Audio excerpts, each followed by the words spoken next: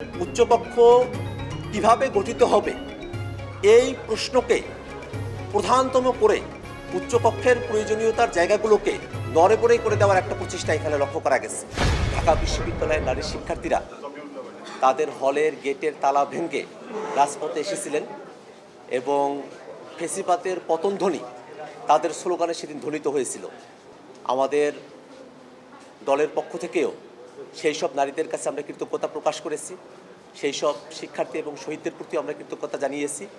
একই সাথে যে নারীরা আন্দোলনে এবং সংকটের সময়টাতে আমাদের জাতির জন্য সবথেকে বড় ভূমিকা পালন করেন, যাদের আন্দোলনে যুক্ত হওয়া আমাদের জাতিকে নতুনভাবে মুক্তির পথ দেখায়, সেই নারীরা তারা যেন দেশের নীতি নির্ধারণী জায়গা সংসদে পর্যাপ্ত প্রতিনিধিত্ব নিশ্চিত করতে পারেন, সেই বিষয় নিয়ে আমরা অনেক আগে থেকে আমাদের দলের তরফ থেকে আমাদের অবস্থান ব্যক্ত করেছি।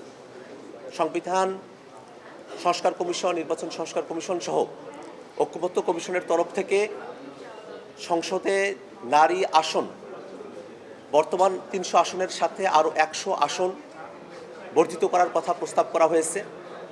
বর্ধিত যে ১০০ আসন সেখানে যেন সরাসরি নির্বাচনের মাধ্যমে নারী প্রতিনিধিত্ব সংসদে আসতে পারে, সে ব্যাপারেই জাতীয় নাগরিক পার্টির তরফ থেকে আমরা আমাদের প্রস্তাবনা উত্থাপন করেছি।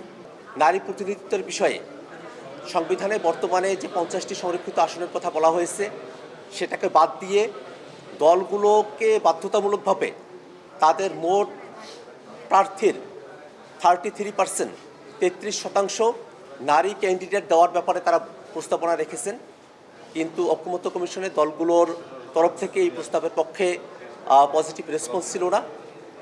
সে কারণে আমাদের তরফ থেকে আমরা সংসদে নারী প্রতিনিধিত্ব নিশ্চিত করবার জন্য আমরা একটি মিক্সড পদ্ধতির কথাও আজকে বলেছি, এফপিটিপি এবং টপ আপ পদ্ধতির কথা, যেটা নিয়ে আমরা আরও বিস্তারিত আলোচনা পরবর্তী দিনে করব।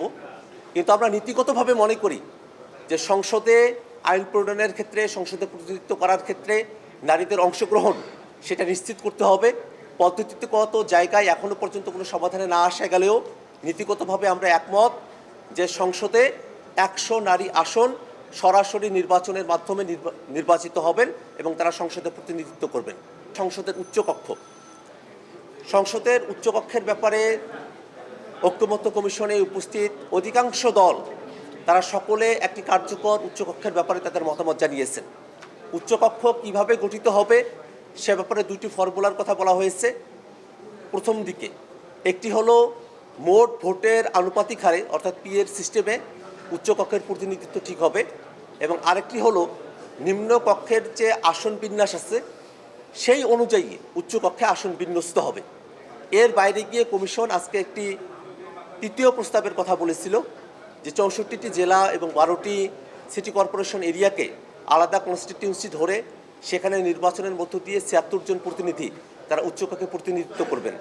কিন্তু ঐক্যমত্য কমিশনের তরফ থেকে নতুন যে প্রস্তাব করা হয়েছে জেলা এবং মহানগরকে নিয়ে কনস্টিটিউয়েন্সি করে উচ্চকক্ষ, সে প্রস্তাবের ব্যাপারে ঐক্যমত্য কমিশনে উপস্থিত দলগুলোর তরফ থেকে ইতিবাচক কোনো সাড়া পাওয়া যায়নি।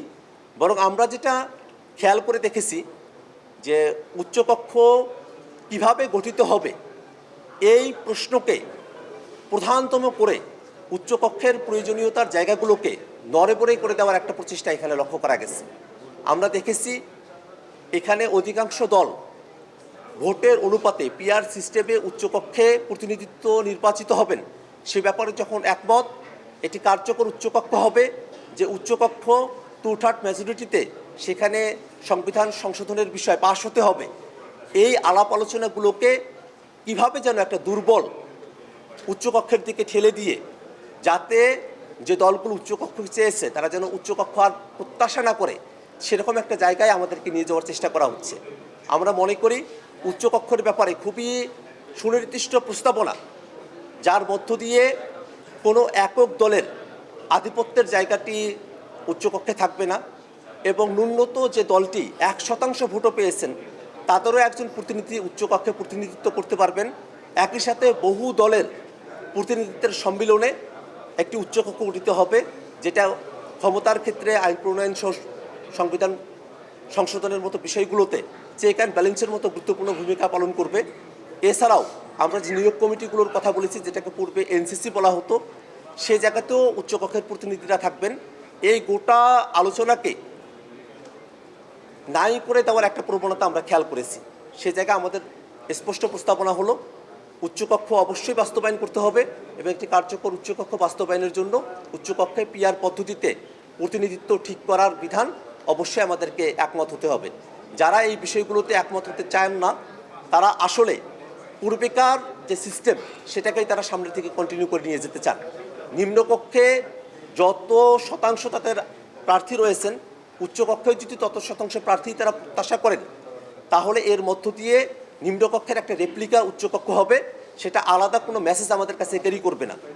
এই অকার্যকর উচ্চকক্ষের প্রস্তাবনা দিয়ে উচ্চকক্ষকে বাতিল করার যে চিন্তা করা হয়েছে, আমরা সেটার বিরোধিতা করছি। একই সাথে আমরা মনে করি উচ্চকক্ষ প্রয়োজন আছে। উচ্চকক্ষের ক্ষমতা এবং কার্যবিধি নিয়ে সামনে আরও বিস্তারিত আমাদের আলোচনা করতে হবে এবং পিআর পদ্ধতিতেই উচ্চকক্ষের প্রতিনিধিত্ব নির্বাচন করতে হবে। সংবিধান সংশোধন করতে হলে নিম্নকক্ষ উচ্চকক্ষ 2/3 মেজরিটি প্রয়োজন হবে এবং বিশেষ বিশেষ কিছু আর্টিকেলের ক্ষেত্রে গণভোটে সেটাকে পাশ হতে হবে। এটা আমাদের তরফ থেকে প্রস্তাবনা করা হয়েছে এবং উচ্চকক্ষের এনসিসিতে তাদের ভূমিকার কথা বলা হয়েছে। উচ্চকক্ষের স্পিকার, ডেপুটি স্পিকার সহকারে আরও অনেকের সেখানে যুক্ত থাকার কথা বলা হয়েছে। অনেকগুলো কার্যপ্রণালীর কথা বলা হয়েছে, যেগুলো নিয়ে সামনের দিনে আমরা আরও বিস্তারিত কথা বলব। পাবলিক রিঅ্যাকশন, দেশ গড়ায় আপনার মতামত।